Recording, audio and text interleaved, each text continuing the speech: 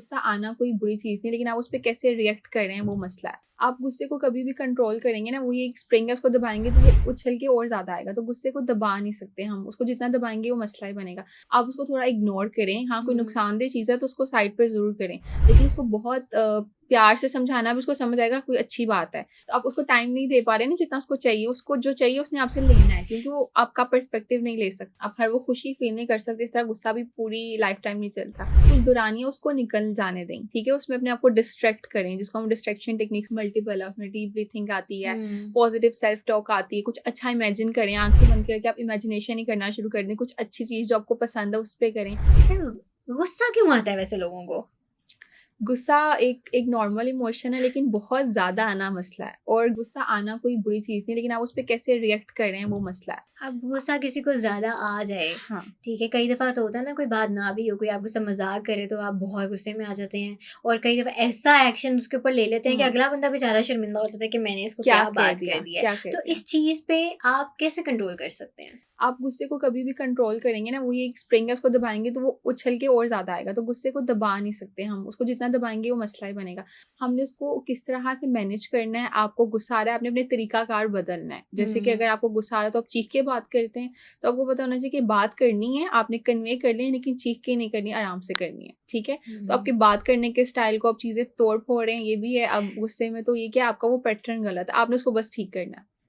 अच्छा, मैं अपने नेफ्यू की अगर बात करूँ तो उसको कोई बात पसंद ना ना, उसको किसी चीज़ से रोक दें कि हुँ, आपने ये नहीं करना, हुँ। तो वो क्या करते हैं, उसके हाथ में जो भी चीज़ होगी उसने उठा के ना धाड़ फेंक के फेंक मारनी है। देनी है। और कई दफ़ा तो होता है कि उसको डाँट दिया, डपट दिया, वो मज़ीद ज़िद में आ जाता है कि मुझे इस बात से क्यों मना किया है। तो एग्ज़ैक्ट ऐसी सिचुएशंस में हमें किस किस्म के एक्शंस बच्चे की तरफ दिखाने चाहिए कि हाँ। बच्चे को बात भी समझ आ जाए और उसकी जो ये चीज़ है वो भी ओवरकम हो जाए? अच्छा, ये सिंपली ऐसे, जब आपको बहुत गुस्सा आता है तो आपके अम्मी-अब्बू को बिठा के समझाएँगे तो आपको समझ आएगी, कभी नहीं आएगी, क्योंकि जब इमोशनली बहुत पीक एक पारा हाई हो गया, अब आपकी नहीं समझ आएगी। उसमें उनका रोल थोड़ा-सा होना चाहिए कि उसमें बहुत पॉज़िटिव ना हो या बहुत नेगेटिव ना हो।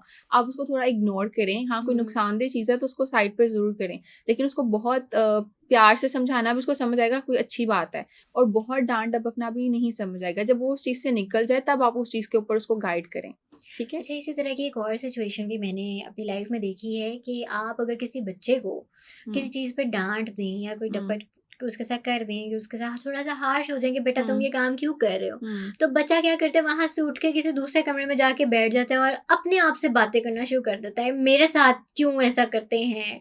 ये लोग मुझसे प्यार नहीं करते। उसके दिमाग में ये चीज़ हाँ। बैठ जाती है कि शायद ये मुझसे प्यार नहीं करते, इसलिए ये मुझे डाँटते रहते हैं। हुँ, तो हुँ। बच्चा अगर ऐसी चीज़ को समझता है, बच्चा ही नहीं बल्कि बड़े भी अक्सर ऐसी चीज़ें समझ लेते हैं कि शायद वो कोई मुझसे प्यार नहीं करता।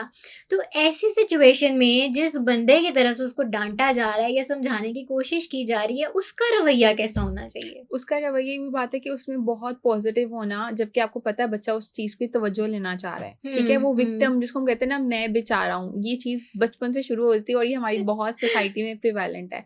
तो उस चीज़ पे तवज्जो दी जाए, जो कि एक अच्छा बिहेवियर है। बच्चा सीखेगा कि मैं कुछ अच्छा करूँगा तवज्जो मिलेगी, अगर मैं कुछ अच्छा नहीं करा उस पे तवज्जो नहीं मिलेगी, तो हुँ। ऑटोमैटिकली वो तवज्जो लेने के लिए अच्छे काम करेगा। लेकिन हम तवज्जो कब देते हैं, जब बच्चा आपको कह रहा है मुझे ग्लास चाहिए, मुझे कोई टॉय चाहिए, नहीं सुन रहे। जब बच्चा कोई चीज़ तोड़ेगा तो हम उसको थप्पड़ लगाएँगे। अब उसे सीखा कि एग्ज़ैक्टली। तवज्जो इसी तरह मिलनी है, तो मुझे ऐसे ही मिलेगा। आप उसको तब तवज्जो दें जब वो कम्फ़र्ट में है, उसको बताएँ कि जब आप रिलैक्स हो तो मैं आपकी बात सुनूँगा, तो बच्चा ऑटोमैटिकली अच्छे वे में चीज़ को कन्वे करेगा। जैसे कुछ बच्चों की आदत होती है कि अगर उनकी कोई बात नहीं सुनी जा रही तो बिला वजह रोना शुरू कर देना है। हाँ, तो क्योंकि जब वो अच्छे से आपको टेंशन लेना चाह रहे हैं तो पेरेंट्स नहीं दे रहे, जब वो रो रहे हैं तो उसको चुप करवाने के लिए हम पकड़ रहे हैं।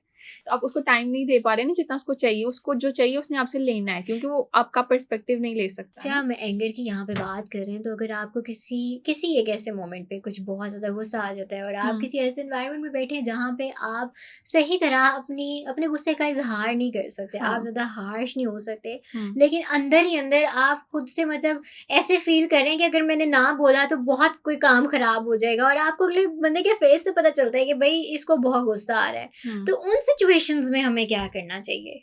अच्छा, उसमें सबसे ये कि अगर तो बेहतर ये कि आप अपने उस इमोशन को, क्योंकि हर इमोशन का एक दुरानी है। आप हर वो खुशी फ़ील नहीं कर सकते, इस तरह गुस्सा भी पूरी लाइफ़ टाइम नहीं चलता।